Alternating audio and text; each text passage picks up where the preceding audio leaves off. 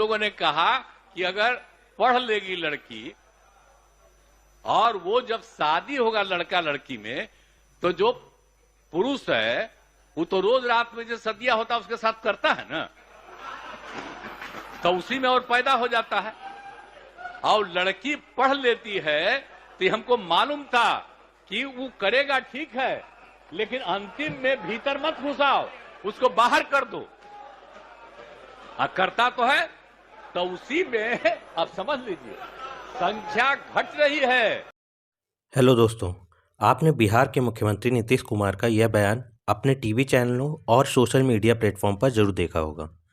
उनके द्वारा बिहार विधानसभा में दिया गया यह बयान बहुत निंदनीय है और एज अ चीफ मिनिस्टर द्वारा ऐसा बयान देना जब उनको शोभा नहीं देता। ये बयान तब आया जब वे बिहार विधानसभा में जनसंख्या नियंत्रण पर बात कर रहे थे। हालांकि ये कोई पहला मौका नहीं है जब किसी पॉलिटिशियन की ज़बान फिसली हो, बल्कि कई अलग अलग मौक़ों पर कई अलग अलग लोगों की ज़बान फिसली है। एग्जाम्पल के लिए आप आगे ये क्लिप देखिए। किसी के प्रभाव में महिला को समय असमय नहीं पहुंचना चाहिए। सोचती हूँ कि अगर संध्या के समय में वो महिला नहीं चली गई होती या परिवार का कोई बच्चा साथ में होता तो शायद ऐसी घटना नहीं होती।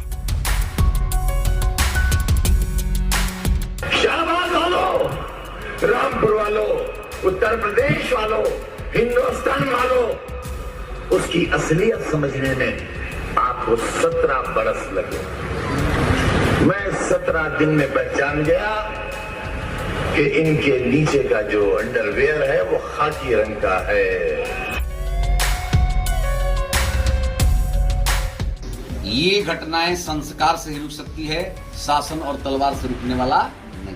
सभी पिता और माता का धर्म है कि अपनी जवान और युवती बेटी को ही एक संस्कारित वातावरण में रहने, चलने और वातावरण में अपना व्यवहार, एक शालीन व्यवहार प्रस्तुत करने का तरीका सीखना चाहिए और सिखाना चाहिए।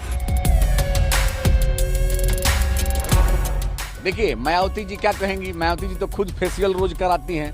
जो खुद फेशियल कराता है वो हमारे नेता को क्या कहेगी कि जो है वो शौकीन है। अरे भाई, कोई वस्त्र पहनता है तो वस्त्र पहनना कोई शौकीन की बात नहीं होती है। शौकीनी की बात तो ये होती है कि बाल पका हुआ है और बाल रंगवा करके मायावती जी आज भी अपने को जवान साबित करती हैं। जो बाल पका हुआ है, 60 वर्ष की उम्र हो गई लेकिन सब बाल काले हैं, इसको कहते हैं बनावटी शौक। भाई डॉक्टरों की रिपोर्ट है ये, बच्चियों के बारे की 15 साल में प्रजनन के उपयुक्त पाई जाती है। तो 18 साल परिपक्व हो गई बच्ची ये माना जाता है वैज्ञानिकों से, उसे रहना चाहिए। 21 साल का लॉजिक आप बता दो। ये इंडिया में चल रहा है, बढ़ रहा है, बहुत खतरनाक और बहुत अश्लील है, लेकिन ये भारत में नहीं, ये इंडिया में। जहाँ इंडिया नहीं है केवल भारत है, वहाँ जाके आप देखिए, वहाँ ये बातें नहीं होती। आज जंगल में जाइए, वहाँ इंडिया नहीं, वहाँ भारत है, वहाँ देखिए ऐसा नहीं होता। जिसने भारत से नाता तोड़ा उसका ये होता है।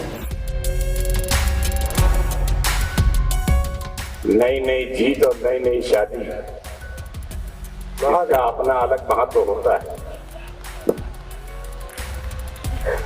जैसे जैसे समय बीतेगा जीत पुरानी होती जाएगी, जैसे जैसे समय बीतता है पत्नी पुरानी होती चली जाती, तो उम्र वो मजा नहीं रहता है। कांग्रेस के पास दो ही वो हैं, उनके दो एक नेता तो बड़ी जोर जोर बोलते हैं, अच्छे दिन आए, अच्छे दिन आए, अच्छे दिन आए। उन्हें अच्छे दिन दिखाई नहीं देते। अरे स्कर्ट वाली बाई साड़ी पहनकर मंदिर में शीश नवाने लगी। गंगा जल से परहेज करने वाले लोग गंगा जल का आचमन करने लगे। आणि या स्मृती इराणीबाई बद्दल एक गोष्ट सांगू का अभिजित भाऊ? ही स्मृती इराणीबाई हे एवढं मोठं कुंकू लावते, तर आम्ही विचारलं स्मृती इराणी ताई एवढं मोठं कुंकू का लावता हो? मग एका जणाने आम्हाला सांगितलं जेवढे नवरे बदलतात तेवढे कुंकू मोठं मोठं होत जातं। वो बढ़े नहीं है, पहले भी होते थे, आज भी होते हैं, चिंता बढ़ी है। और सबसे बड़ी चिंता ये है कि ये घटनाएं जो है रेप की है, छेड़खानी की है, ये 80 से 90% जानकारों के बीच में होती है, एक दूसरे को जानते हैं।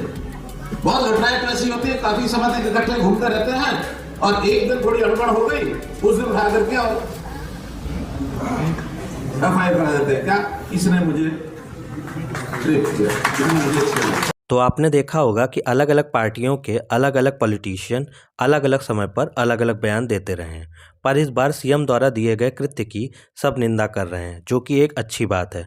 लेकिन जब इन्हीं पार्टीज के नेताओं द्वारा बयान दिया जाता है तो ये कैसे मौन साध लेते हैं। नीतीश कुमार द्वारा दिए गए अभद्र बयान पर कई पार्टियों के शीर्ष नेताओं ने अलग अलग तरीके से निंदा की है, जिसको आप आगे देखिए।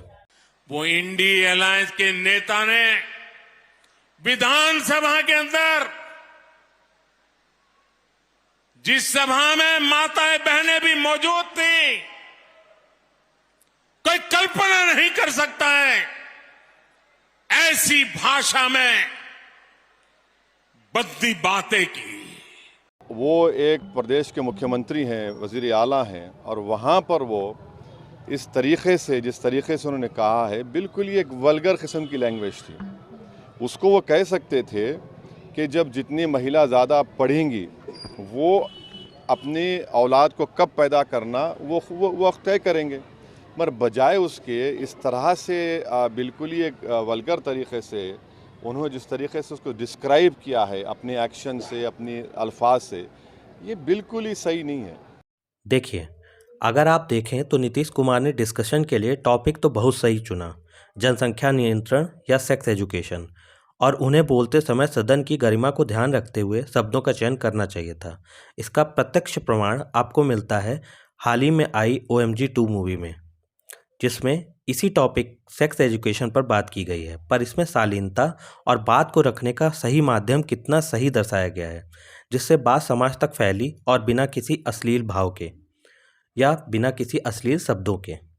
हालांकि अगले दिन ही सीएम नीतीश कुमार ने उस विवाद पर अपनी खुद ही निंदा की और माफ़ी भी मांग ली, जो कि एक सीएम रहते हुए उनका यह कदम सराहनीय कदम है, क्योंकि गलती करना हम सभी का दैनिक कार्य है और उसे एक्सेप्ट करना एक अच्छा काम है, पर उसमें भविष्य में सुधार करना एक और ग्रेट वर्क है।